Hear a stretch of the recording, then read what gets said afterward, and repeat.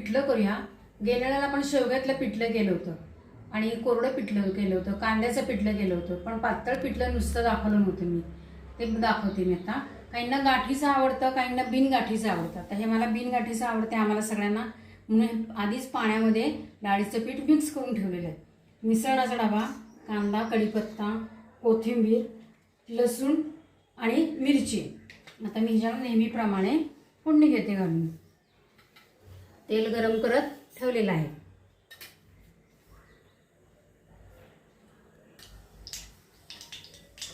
मोहरी तडतडायला लागली, आता जिरे टाकते, हिंग आणि हळद।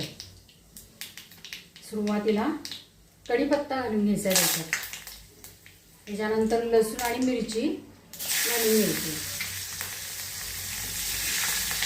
छान परतून घ्यायचं, जरा त्याला डाळ आल्यासारखं झालं पाहिजे। लसूण परतला गेला ना म्हणजे मग त्याचा वास चांगला येतो।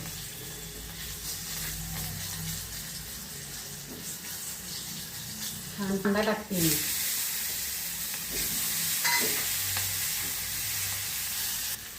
मग फोडणीचा वास येतो आता मस्तपैकी। त्याच्यामध्ये मी कोथिंबीर घालून घेणार आहे। कोथिंबीर तडतडली पाहिजे, त्याच्यात मीठ घालणार, चवीपुरतं मीठ।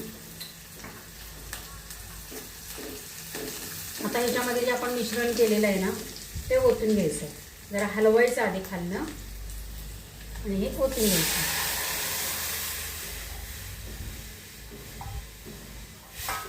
आता हे होतं घट्ट आपण, बघा पिठलं आपलं तयार झालंय। मस्त वास येते पिठल्याचा, लसूण, कढीपत्ता, मिरची सगळ्याचा वास येतो। आता मी गॅस घालवते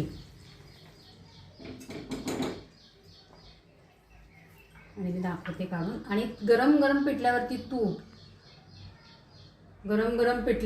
तूप किंवा कच्चं तेल ह्याची धार घ्यायची, म्हणजे मग ते खूप छान लागतं।